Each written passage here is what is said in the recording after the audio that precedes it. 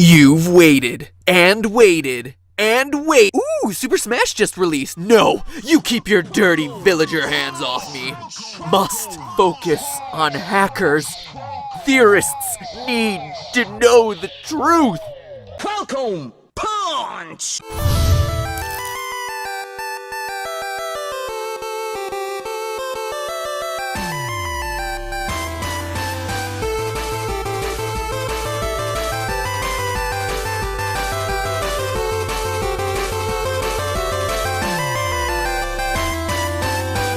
Hello, Internet! Welcome to Game Theory. Silly intros aside, prepare to be scared. 2 months ago, jeez, was it really that long?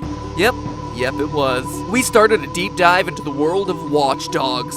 Sorry, watch_dogs. Like I said, it's been a long time. So that I could warn you that all the crazy hacks that are super badass to do in the game are just plain bad when they're actually happening to you in real life. And for as absurd as hacking traffic lights, ATMs, or instantly stealing identities might seem, we showed it's actually not that difficult. That everything from your car's tire pressure gauge to your Facebook page to the charging station in the airport were vulnerabilities that the hackers were just waiting to exploit. But if you thought controlling your car, emptying your bank account, or God forbid, swiping your selfies was the worst possible invasion of your privacy, we're not even close, duckface. Because hackers aren't just hacking the world around you, they're hacking the world inside you. And if that doesn't kill you, their control over the national power grid, gas lines, and nuclear power plants probably will. Imagine a game in which Slender Man, Herobrine, and Ben Drowned all lived in Lavender Town. What we're talking about today is scarier than that. Get ready to revert to a worthless protoplasm hiding under the covers for protection because the fear-mongering is just beginning. In watch_dogs, hacking can do some pretty incredible things, but one thing it can't do, control the human body. And for as powerful as you might feel blowing up electric plates or raising traffic barriers, think of the terrifying power Aiden Pierce would have if, with one press of his cell phone, he could stop your heart.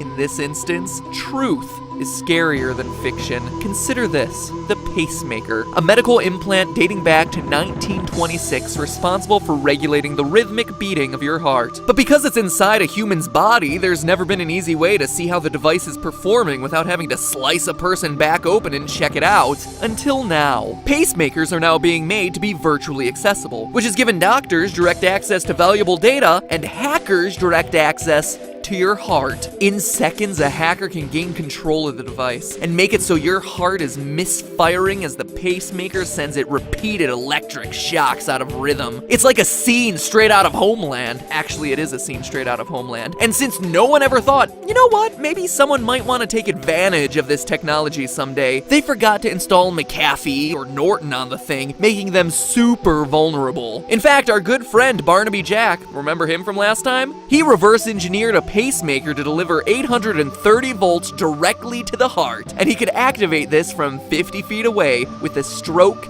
of a keyboard. A real-life death stroke. Thankfully, there have been no recorded cases of a death from a cyber attack on the body. Keyword there being recorded. Because, let's be honest, how many public medical examiners are going to be trained for hacker tracking? And as loyal theorists will remember from part 1 of this duology, like with hackers controlling your car, all evidence can be erased remotely. So yeah, like I said, no recorded cases. And if you think your ticker is safe, Tin Man, just because you're not one of the 200,000 people with a pacemaker, think again, as this applies to pretty much any medical implant. Say for instance the 350,000 people who use insulin pumps. These individuals diagnosed with diabetes. Thank you, Wilford Brimley, depend on insulin to help regulate the amount of sugar in their blood. Insulin pumps are one way to deliver insulin into the body, but again, are a relatively unsecured medical implant. Good old Captain Jack, the Neo of hacking computer systems apparently, designed something that could, with a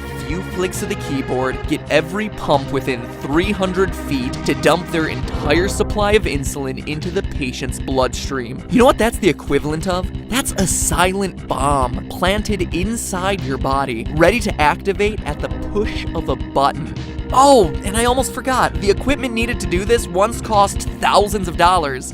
Now, it's $20. Feeling safe because you have the unique fortune of being 100% healthy? Well, think again, friendo. Because while you might not have a bomb placed inside you, you may just be standing on one. Watchdogs features sections where you can use your L33T haxering to burst steam pumps hidden under the street, utterly decimating the road and all surrounding cars. Child's play. Take control of the computer system operating the pipelines, shut down a key release valve here and there, let the steam build up, and, well, the game demonstrates the rest. That is like hacking 101. The CIA has already done you one better. In 1982. That's right, over 30 years ago. This is so long ago that the computer was named Man of the Year by Time magazine. It was such a novelty. Back then, the CIA was using cyber attacks to smite its enemies. You see, the US found out that the KGB had been stealing our technology and slapping a big old Ruski flag on it. Curse you, Nikolai Jakov of the KGB. So, how'd we react? By using a Trojan, perhaps the first Trojan virus in cyber attack history, slipping a bomb into the package the KGB was planning on stealing. But not just any bomb, a logic bomb. Basically code that makes a program switch the way it behaves after running millions of cycles. You see, those millions of cycles are the fuse. Once they're done, bam, the logic changes and bad things start to happen. Oh, and now's probably a good time to mention that thing the KGB was stealing. A piece of software to regulate gas pipelines. Can you guess where this is going? 10 million cycles, and a few months later, the bomb went off, causing the gas pipeline's pumps and compressors to run at dangerously high levels. What was supposed to happen were a few leaks in a pipeline running across Siberia. What ended up happening was an explosion 1/5 the strength of an atomic bomb. The most monumental non-nuclear explosion and fire ever to be seen from space. Whoops, slight miscalculation there, huh? And if that story got you thinking, America!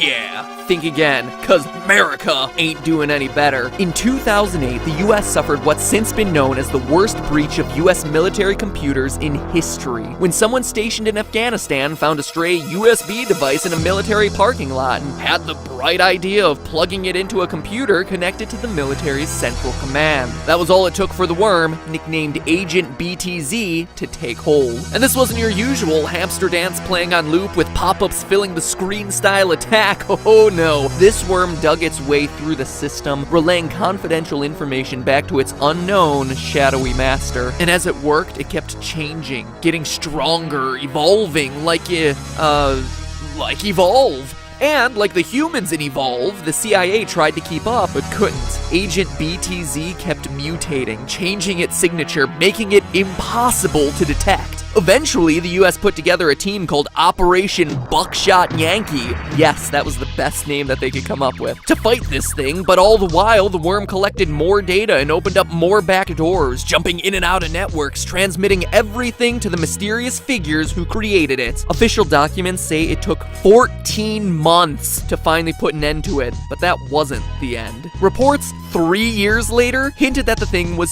still going, with newer, stronger variations still appearing in the system. The thing was like Frieza. This isn't even my final form! Tough nuggets, Buckshot Yankee. Maybe if you spent more time looking for the worm early and less time coming up with stupid team names, you wouldn't have problems like this. Alright guys, we got a problem in the system. Time to figure out a name. We got Eggplant. Buffalo, Team Eggplant Buffalo, go, go, go, go, go! As one former computer defense scientist from the Pentagon said, old worms never die. They simply remorph and rear their heads again. Makes you feel real safe when that's coming from what should be the top computer defense experts in the world. And finally, citywide blackouts. Playing Watchdogs, it was the one hacker ability that just seemed so extreme that I couldn't believe it. Certainly, one person couldn't have the ability to, at a moment's notice, knock out a city's worth of power, right? Right?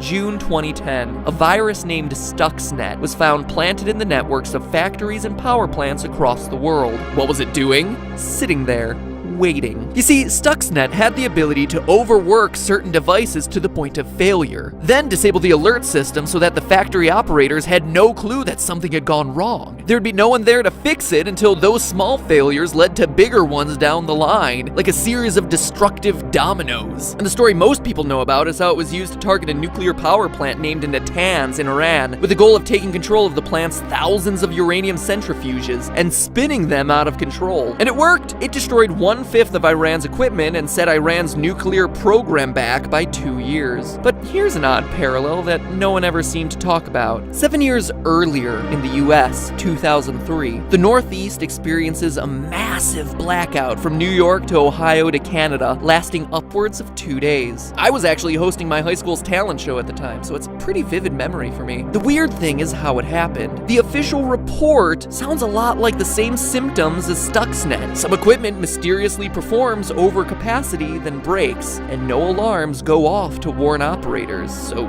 no one's there to fix the problem. Kinda makes you wonder, doesn't it? Stuxnet aside, there's also the story of how researchers for IBM took full control of an American nuclear station in less than a week. A system protected, mind you, by the same system that controls everything from water filtration plants to subway systems here in the US. They said it was one of the easiest penetrations that they had ever performed. Phrasing.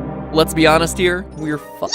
For as much as I love Google and Apple and Microsoft, technology is evolving at such a fast rate that mistakes happen. I's don't get dotted, T's don't get crossed, and things get left unprotected. In fact, I'm glad this episode took so long to happen because in the last 2 months, look at what's been in the news. Nude photos leaked of dozens of stars as cloud storage gets hacked. Shell Shock is able to control thousands of computers, becoming the biggest web threat since Heartbleed, and Heartbleed was only 5 months ago. Even stupid stuff like the iPhone 6 being bendable just shows how things are getting rushed out, untested, as our desire for more tech can't be stopped and manufacturers can't keep up. And all the while, our lives are getting tied more and more to machines with a 4-bar Wi-Fi connection. Us gamers got all upset about the always-on Xbone, the Kinect camera that would always be watching and listening to us 24/7 in our living rooms, and perhaps rightfully so. But guess what? TVs on the market today now have cameras and voice recognition pre-built into them, making the Xbone controversy a moot point. Selfie phones are now built so that the camera is always turned onto you. How about the always-on car? Your internet-ready refrigerator? Damn it, there's even underwear with a Wi-Fi connection. Every day, we're surrounding ourselves with more technology that's more accessible, and as a result, we are literally being attacked on all sides at all times. The second someone wants to throw our lives into chaos, they can with a few keystrokes, and no amount of 8-letter passwords with at least 1 capital letter, 1 number, and a special character is going to change it. That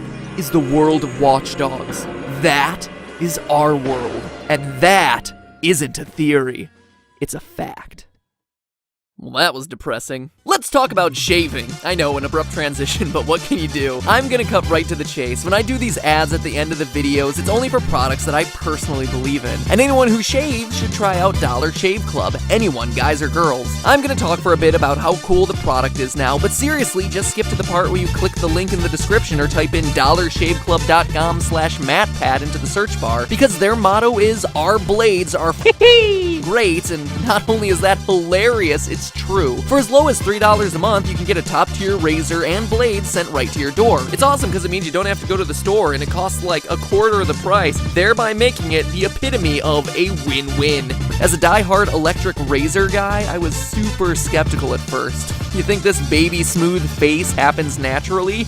Nope. My naturally hairless chest, yes, but give it a few days and my face starts to look like this. But the razors they send in their shaving butter, it's pretty awesome. For a few bucks more, you can get some butt wipes too, which is a bold move to say the least. So anyway, I recommend giving them a try. I was pleasantly surprised, and I think you will be too. And hey, one other thing, I really appreciate you putting up with these ads. Thanks to them, I'm able to bring on new editors like Ryder and First, which means no one is going insane working on these 100-hour episodes every week. Seriously, it's exhausting to do week after week, especially from the editing side, so it really helps to spread out the work. It also means that I get to experiment with some new projects, which I've been hinting at for a while, while because I'm really excited and I think you will be too. Those will be happening before the end of the year, so that's pretty awesome. In all, that's why these things are so important. You get more content, it helps me pay other super talented guys, and hey, maybe you find a cool product or two. That said, next time we're back to the super amazing end card tournament. Now, if you'll excuse me, I need to go celebrate the fact that I finally completed this two-parter. Whew, it's a weight off my shoulders.